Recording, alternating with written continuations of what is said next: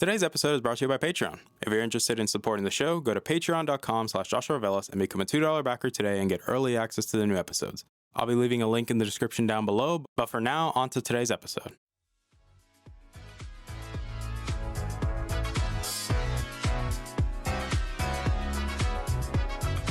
You're listening to the Augmented Experience podcast. I'm your host, as usual, Joshua Velas.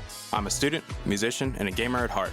Join me as I sit down every week to talk about all the latest news in the technology, business, and video game world. I hope you guys enjoy.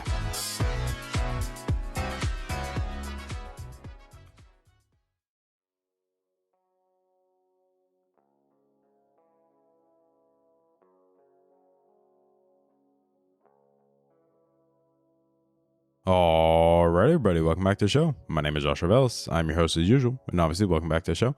Today's episode 265 of this show, and before we get started, we're just going to do a little bit of house quick around here because it only makes sense that we do it, so let's just get on with the house cleaning. I do want to say thank you guys for coming back and listening to today's episode. It does mean a lot to me. You guys constantly take time in your days to download episodes, to share these episodes, to constantly keep letting me know how you feel, whether you like my stupid face or not, or my opinions or not. At the end of the day, it's greatly appreciated, and I greatly appreciate you. So thank you for stopping by. Same thing goes with Patreon backers for supporting the show as well. And same thing goes for everyone that actually, takes time in your days to listen to these episodes, whether it be listening to them at your job. Some people like to listen to them at the gym. Some people like listening on the drive to work, or even driving back from work, or even while they're at work and things like that when they probably should be productive. But that's not here nor there. I know, I love you guys to death.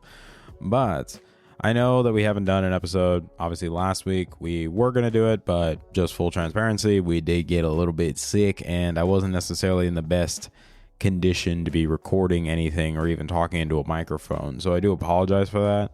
And so last week's episode got pushed to this week, but it doesn't necessarily change what we were talking about.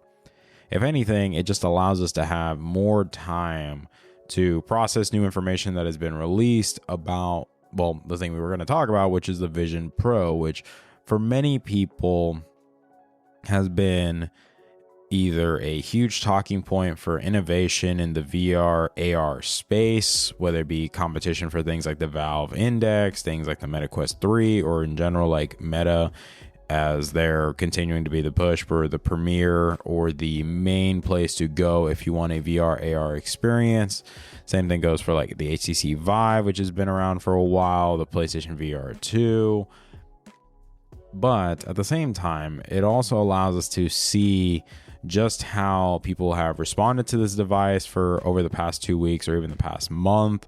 And at the same time, it allows us to see some of the pros, some of the cons, because let's be realistic here, guys. There obviously is going to be pros and cons, and this is a first generation style device. So yes, the cons are going to be very noticeable and very, prevalent. And let's just be honest here, we can't sugarcoat it under the guise of, this is a first generation product, so we can't necessarily have too many we can't have any hard conversations about it, which I don't think is necessarily true.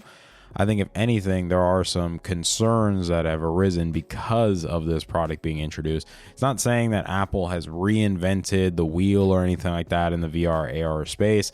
I don't necessarily think they have. I think they've done a great step in towards of spatial computing, and I say bringing more appeal to it.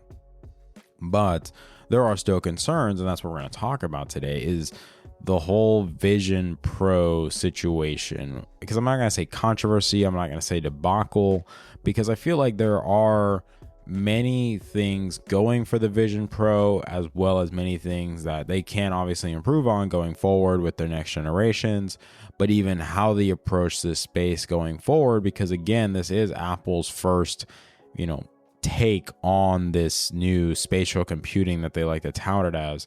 And I think right out of the gate, I think we just want to be very upfront with it. Clearly, I don't own this product. I've never have, and I probably never will.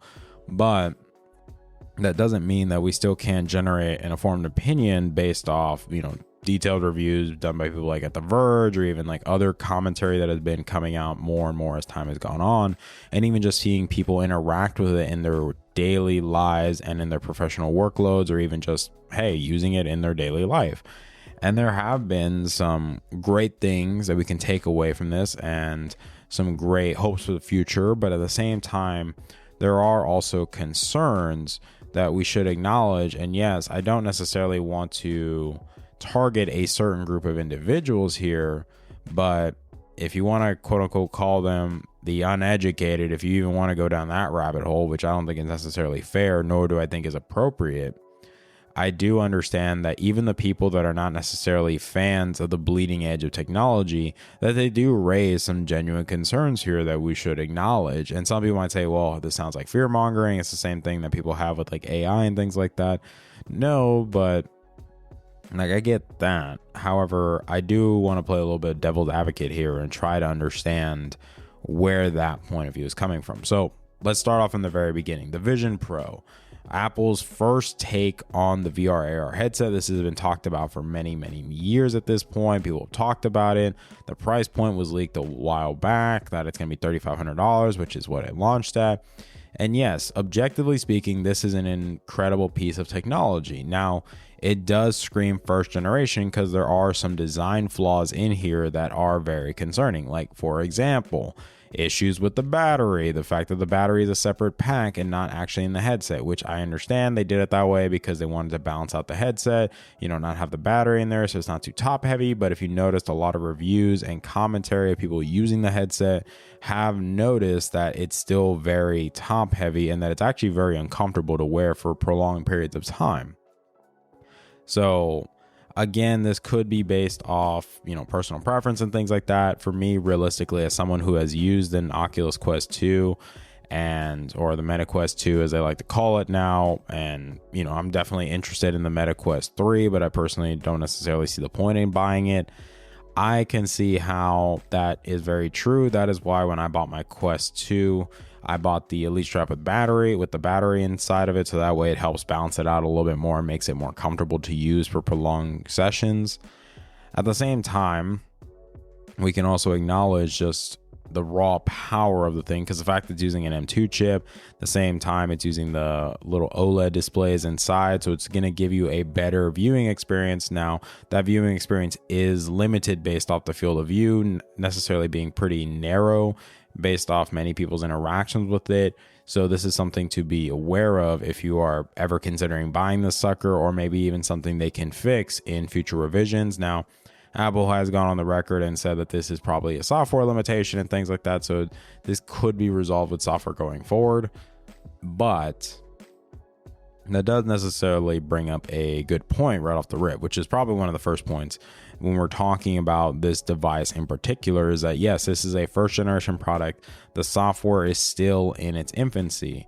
And this is something that a lot of people don't necessarily understand, or when they're trying to compare this to, say, the Meta Quest or even just the Meta Quest 2, the 3, which is a product that has had over 2 decades, almost a decade of actual software development that people have been developing for this thing specifically for over 12 years now.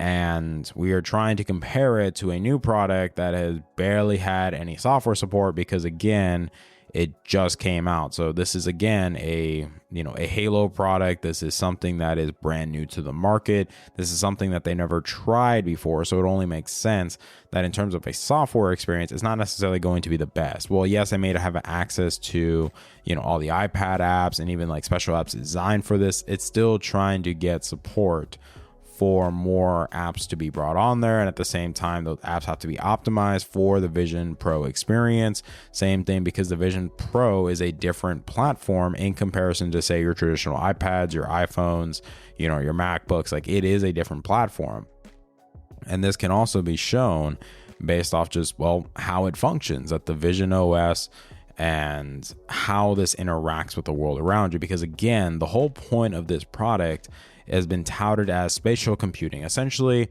everything that you could do with a computer can now be done with this headset, but you don't need a computer to quote unquote do it anymore. Now you can have as many displays as you want. It's all in AR, VR. You can walk around with it. You can be more mobile. At the same time, it has real-time pass-through, which is something that people have praised. Is the pass-through feed has been very clear. It's very good. At the same time, it does also raise some concerns because, as they touted it in the trailers and the marketing, that the pass-through would be realistic, that they can see your eyes. And when you look at it in person, it's kind of blurry because because of a plastic filter that's inside of it. So it's not necessarily good. It's kind of trash. Let's be realistic here.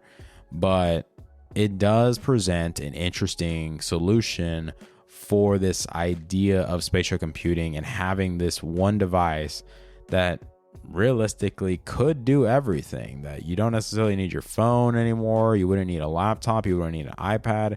You could just, or even a TV, you could just use this device if it's just focusing on you as an individual, which does bleed into the second concern that people are having about this device, which is, and this is a comment or a concern that people have had when it comes to mixed reality or AR and VR in general, is the fact that it almost seems like you're not interacting with the world around you. It's almost like you're creating your own little space, which again, that's the whole point. You are creating your own space to, you know, have fun in that many ways, because that's the whole point of VR gaming. That's the whole point of VR experiences, VR workplaces, is that you are essentially creating your own environment to do what you want inside of it. And yes, the VR, or in this case, the Vision Pro, approaches in a different manner because of the fact that it's VR mixed with AR. So yes, it still heavily relies on you interacting with the world around you. But some of the concerns that people have had is just how much of that is, I guess, robbing you of the human experience of truly interacting with other people. That same thing, like if you wanted to use this device to replace your laptop, your iPad, your phone, your TV, like, yes, it can do all these things, but only for you, if that makes sense. Like, you're not necessarily sharing these experiences with anybody else unless they have their own headset. Then you can interact with them in that way. But it definitely seems like this is more tailored towards the individual experience, unless everyone just around the world just gets one, like all 8 billion people on this planet just have one, and boom, there you go. Now you can interact with anybody, anytime, any place, anywhere. Basically like Ready Player One. And that's kind of a funny thing that people compare this to, is like the Ready Player One, or like the Simpsons episode where it just showed a bunch of people walking around with devices similar to this.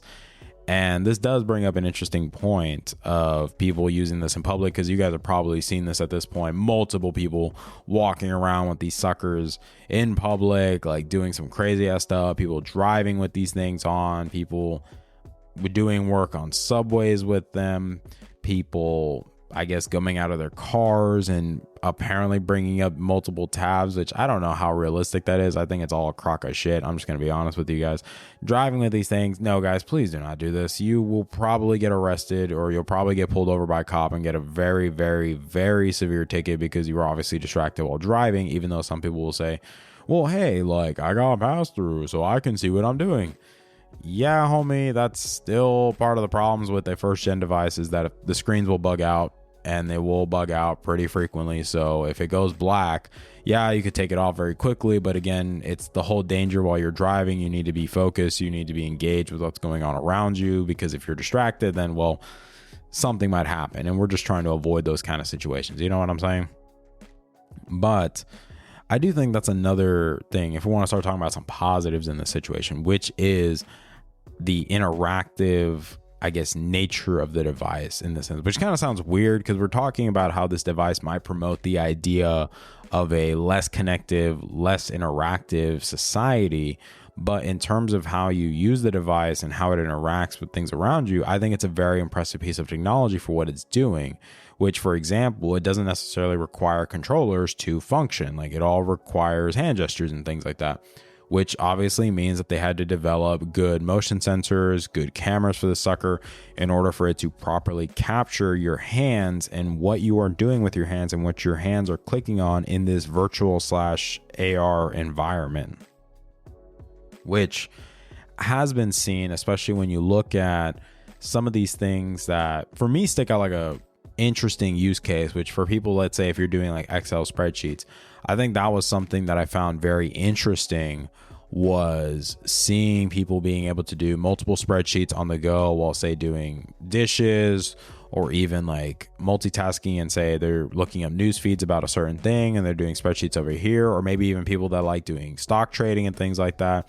The fact that if they just want to do all their stocks, they can have multiple displays pulled up, and then they can just, hey, I can just trade my stocks and create a spreadsheet so I can track all my numbers, or have multiple spreadsheets while reading a news article at the same time so I can get more information about this certain company and see, hey, should I buy, should I sell? And to me, that was something that was very interesting.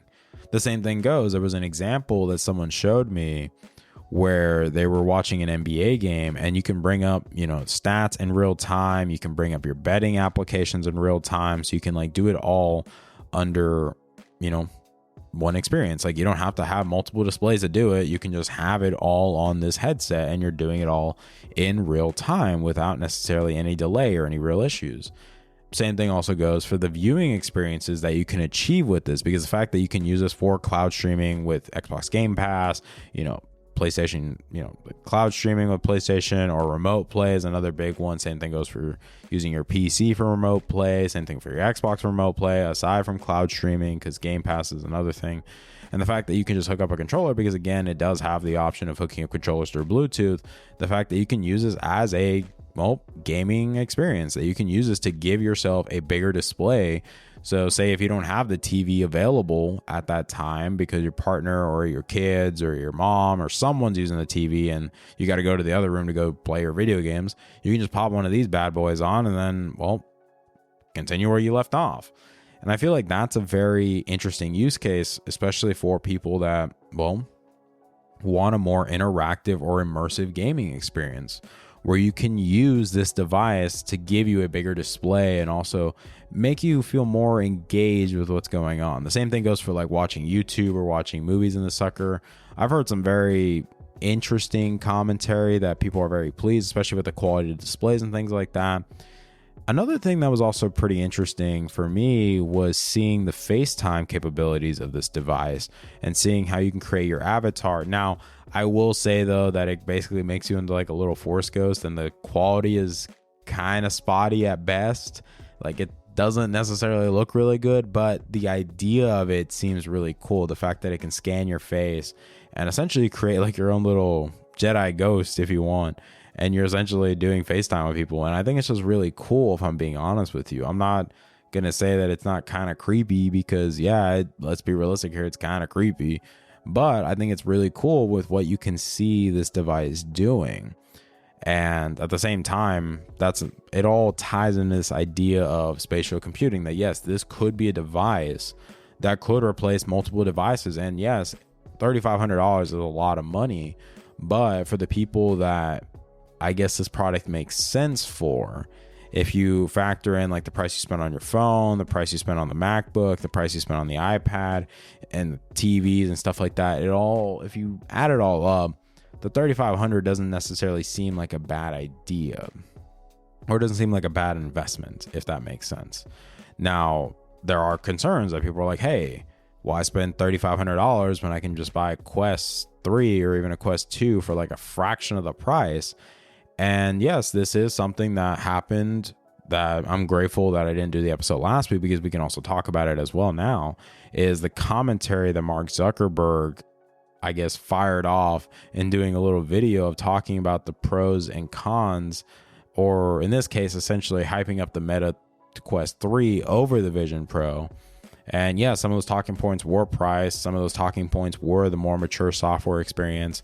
Some of those did include like the better capabilities of the pass-through, or even the capabilities in terms of gaming, or the capabilities of the Quest ecosystem versus the Apple ecosystem in this sense, because of the fact that yes, the Meta Quest is a more developed system, because again, more developers are developing for it. At the same time, it's more mature, like you have more apps available, and costs, battery life. It makes sense that for the vast majority of people, this is the key selling point that I guess they were talking about, was for the vast majority of people, the Quest 3 does everything you can want it to do, and there's literally no point in spending more money. Even though yes, you can, it doesn't make a lot of logical sense to do it. Now, the original founder of Oculus actually fired back and did a statement saying that they do believe that the Vision Pro is the future, that they do believe like, hey, this makes sense. Apple's going for the Halo product. They're going for the more expensive launch right off the bat to, I guess, set the standard, like show the benchmark, like this is the peak, this is the pinnacle, which I do agree. It is an incredible piece of hardware. We're not going to sit here and debate it. But I also do believe that a good point was made by Mark Zuckerberg in the sense that for the vast majority of people, it doesn't necessarily make a lot of sense to use the Vision Pro over, say, something like the Meta Quest, in this case, the Meta Quest 3, because are you really getting that extra $3,000 worth of performance, or are you getting a $3,000 experience that you can't get with a Meta Quest 3? And the reality is no. Like, yes, you don't get the hand gestures, but even then, again, it's still a first party product, or first generation in this case. The hand gestures are going to be spotty, bro. The hand tracking is not perfect. It has been stated multiple times in multiple reviews that the hand gestures are spotty at best.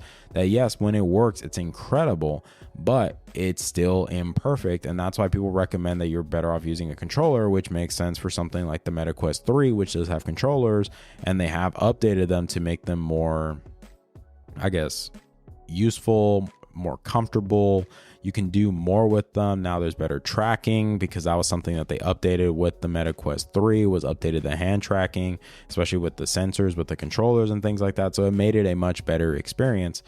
And that is something that personally bothers for me. Like, if everything was perfect with the Vision Pro, using the hand gestures wouldn't be a downside. If the sensors were properly tracking with no issues, there was no hiccups, there was no misses, then yeah, that would be my preferred method. Instead of having to rely on controllers, you can just use your hand and it's just tracking your hand. Now, that's also another big thing that people are kind of worried about is privacy, because of the fact that a device like this, you don't necessarily have privacy. It's going to rely on it tracking your hands, like tracking your movements, tracking your interactions, same thing like scanning your face and things like that. And some people might not care about that. They might be more comfortable with Apple. Now, some people might say that, hey, I don't trust anybody, so it makes sense. Probably having a device like this doesn't necessarily make a lot of sense. But overall, if we look at this, you can see how divided the community is about this kind of product. For me, I believe that it is good that the product exists in the market, because this is what the market needed, which was a truly high-end system that shows, hey, this is what happens when one of the most richest companies, one of the market leaders in the cell phone space, and even in the laptop space for that matter, what happens when they decide to enter in the VR AR, marketplace and create a high-end product that nobody else is able to do but them, because of all their R&D, because of all their connections, because of their higher quality materials that they use, et cetera, et cetera, et cetera. Now, this is something that is also true for the Vision Pro, because again, this is still a first generation product. But aside from that, we are also in the infancy of software for this product as well. So this is something that has to develop over time, that we will see how developers react to this product. How do developers create experiences that are worthwhile for users to choose to invest in this ecosystem? You're trying to create an experience that's worthwhile for people. So that only happens, one, as people, the early adopters, stick with it, because let's be realistic here, there are a lot of people returning this thing. That is something to be mindful of as well. Yes, Apple can tout that they made over $1 billion in revenue in the first week of selling the sucker. It also came out that majority of people were returning it because they just wanted to try it out. And that's fair, because again, it is a bleeding edge of technology. This is clearly a new generation. It's like the same thing when Google came out with their first folding phone. It's the same thing that goes when the first ever folding phone came out with the Galaxy Fold and the Galaxy Flip. Like, this is how it was when people were wanting to be on the bleeding edge. Is yes, this is new technology. This is something that, will either stick around or might fade away, but we don't know until we get more experience as the software matures. Because look what happened with the Galaxy Fold. We're on the Galaxy Fold 5. We're on the Flip 5. We're about to see the next generation here shortly. We're seeing more people entering the marketplace when it comes to foldable phones. Same thing with OnePlus making their first foldable phone. Google's about to come out with their second. Apple will probably eventually come out with theirs. Vivo and Xiaomi and all these other brands, Huawei, have all come out with their folding phones. Oppo's come out with theirs, the parent company of OnePlus. And same thing goes for the VR AR space, which is something that people need to also understand as well, is that the VR AR space is a very niche market, whether you like it or not. Like, yes, a lot of people can own a Quest 3 and things like that. That doesn't change the fact that it's still a niche market, that in comparison to the population, or in comparison to people who have PS5s, Xbox Series, PCs, smartphones, and things like that. Yeah, the VR AR market is still incredibly niche because people don't necessarily see the value in using a product like a VR AR headset. They don't necessarily see it. Now, I think this is good for the space that Apple came out with a product like this that has people talking, that has people's attentions. It's showing people like, hey, there are things that you can do with this product that can make your life better. And I guess that's what people are waiting to see, is like, how can this type of product make my life better? How can this product add value to my life rather than take away, if that makes sense?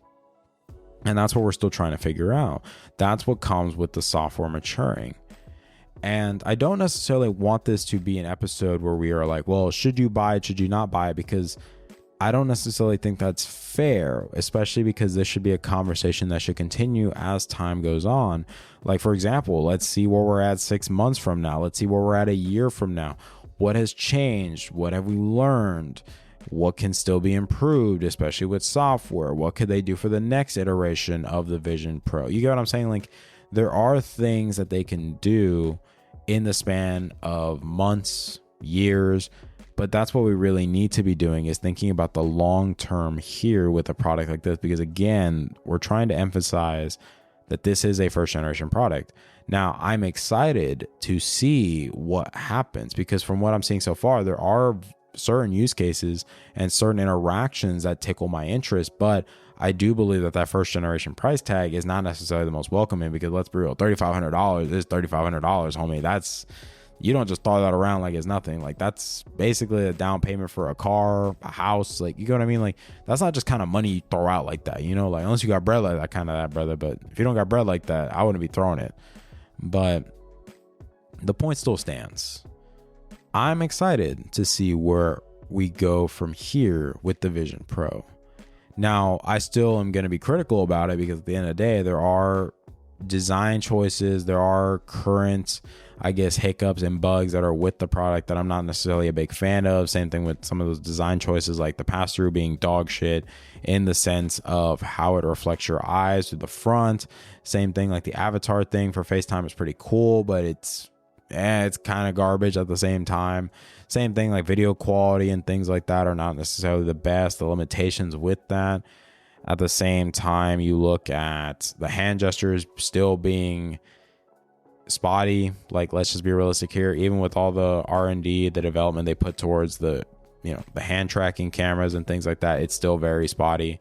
So I feel like these are things that do need to be worked on, realistically speaking. And same thing, the battery thing, that's not a software thing. That's just, in general, a design choice that I feel like is going to change as they continue to make more versions of these suckers down the road. And hopefully, as that happens, because of this Halo product launching at such a high price point, it eventually come down to a more realistic price point where more people are inclined to buy it. And the more people that obviously have it, the more data that can be used to create better experiences for everyone involved. And that's really what we just need right now, is let the software mature, and also those people that are going to keep it instead of returning it, see what kind of stuff they can do with it and what experiences they can say, hey, this product genuinely made my life better in this way. That's what happened with the iPad. That's what happened with the Apple Watch. That's what happened with the iPhone. That's what happened with the AirPods. You know what I mean? Like, you're always trying to see, how can this product make my life better? Not how does this product make my life worse, But let me know what you guys think in the comments down below. I know this is probably one of the longer episodes that we've done in a while, but I also believe that it's important that we think about all of these things as we approach, something brand new, like genuinely something new, where we haven't had something like this before, or a Halo product in this style. It almost reminds me of like when the first iPhone launched. Like, this is essentially what everyone's comparing it towards, is like that big iPhone moment that Apple's been needing for such a long time, like something that shakes the industry at its core, that makes people scared, that shows people that Apple is still ready to innovate and, do something unique. But I also want to be mindful at the same time. Yes, the iPhone was the iPhone. People didn't think it was going to succeed, but that doesn't mean that lightning strikes twice. You know what I'm saying? Like, we have to be mindful and not just assume that because the iPhone was treated in the same way that this device will work out, because who knows? Apple could just decide to discontinue this device and move on with their life, and nothing was gained. Do you get what I'm saying? Like, it all is going to depend on how this device matures over time, and how does the experience mature over time, and we find out, was this really worthwhile? And is this a product category that Apple's going to choose to keep going forward with, or just drop it like a bad habit, But we'll find out. But let me know what you guys think in the comments down below. I hope you guys do enjoy today's episode. I hope you find it informative. I hope you guys just enjoy the nice conversation that we're basically just having about, the bleeding edge of tech, and now seeing how the world is changing around us, and new experiences are being created every day. And this is part of the catalyst of change, is a product like this to help, I guess, shake up a market, or in this case, shake up an industry that has been very boring and stale for a long period of time. But at the same time, maybe even give it more awareness, because that is something that VR, AR has always struggled with, is adoption or even mainstream awareness. And now you have, the biggest company in the world that has all mainstream attention strapped to it 24/7. Let's see if it does anything that ends up helping everybody else in the long run, but we'll find out. But I hope you guys enjoyed today's episode. Let me know what you guys think in the comments down below. Are you excited for the Vision Pro? Do you have a Vision Pro? Is this something that you're just basically waiting down the road to see what happens with it? Let me know what you say in the comments down below. I hope you guys enjoyed today's episode. Again, thank you guys for being patient with me about it, because again, I was pretty much down and out last week. I'm not going to lie to you guys. Like, I started to go to work and I was like, I'm sick. I'm dying. But thank you guys so much. I really do love you guys. Please be safe out there, guys. Don't do anything dumb. Please continue to be kind and respectful to those around you, because let's be real, the world is already an ugly place. So let's not keep that going. You know what I'm saying? Like, let's generally keep making the world a better place. Like, continue to be kind, respectful to those around us, and try to be understanding and welcoming to conversations, and not just try to shut people down just because we don't agree with them. Let's just have a fun conversation about stuff like this, because that's what makes it interesting, is everyone's perspective is unique in their own ways. So let's just make the effort to understand where everyone's coming from. But I hope you guys enjoy, and I will see you guys next week. Bye, guys. Hey there. Thank you for listening to today's episode. I really appreciate it. Thank you guys so much for taking time out of your day and listening to today's episode. If you're interested in supporting the show, whether it be financially, clicking the follow button, or just sharing the episode, it all works for me, guys. Thank you guys so much for your time, and I love you guys to death.